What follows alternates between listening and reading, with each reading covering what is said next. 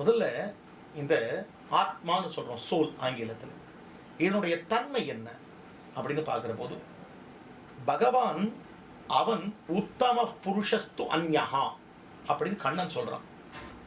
உத்தம புருஷன், புருஷோத்தமன்.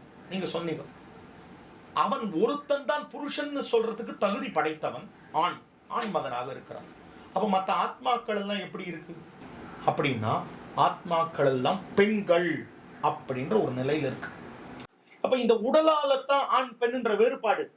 ஆனா ஆத்மா அதனுடைய சுதசித்தமான தனித்தன்மை, அது பெண்ணாக இருக்கக்கூடிய நிலை.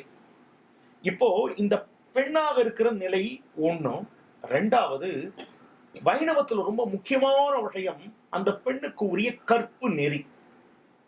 கற்பு நெறின்றது ரொம்ப முக்கியமான விஷயம். அவனுக்காக மட்டுமே இருத்தல், அது கற்பு நெறி. எப்படி சீதையை சொல்ற போது, அதாவது அவள் சொல்லக்கூடிய வார்த்தை, அனுமன் கேட்கிறான், சீதையை என்னோட வந்துடும், நான் ராமனிடத்துல கொண்டு போய் விட்டுடுவேன் அப்படின்னு சொன்ன உடனே, எல்லை நீத்த இவ்வுலகம் யாவையும் என் ஒரு சொல்லினால் சுடுவன் தூயவன் வெல்லன் ஆற்றற்கு மாசு என்று வீசினேன்னு சொல்றார். அல்லல் மக்கள் இலங்கையதாகுமோ, எல்லை நீத்த இவ்வுலகம் யாவையும் என் ஒரு சொல்லினால் சுடுவன் அப்படின்னு சொல்றார். அப்போ என்னுடைய சொல்லாற்றல் போரும், ராமன் வில்லாற்றல் கூட எனக்கு வேண்டாம். என்னோட சொல்லாற்றலாலே நான் இந்த உலகையே சுட்டு விட முடியும். நீ என்ன அவங்ககிட்ட கொண்டு விடுறது? என்னால முடியாத ஒண்ணு. ரெண்டாவது, பா நீ ராமனிடத்துல கொண்டு விட்டுட்டன்னா ராமனுக்கு என்ன பெருமை? உலகம் என்ன தெரியுமா பேசும்?